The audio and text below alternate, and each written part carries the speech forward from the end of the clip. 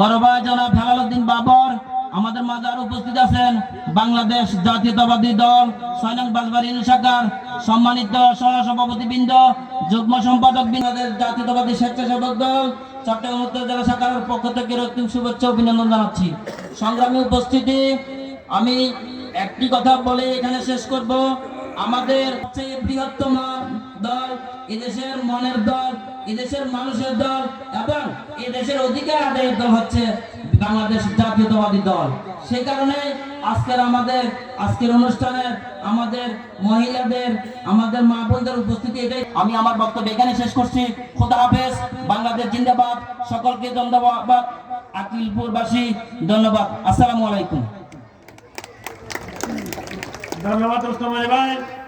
এই পর্যায়ে বক্তব্য রাখার জন্য আহ্বান জানাচ্ছি সভার প্রধান অতিথি চট্টগ্রাম উত্তর জেলা বিএনপির যুগ্ম আহ্বায়ক, আমাদের বাঁশবাড়ির কৃতি সন্তান জননেতা জনাব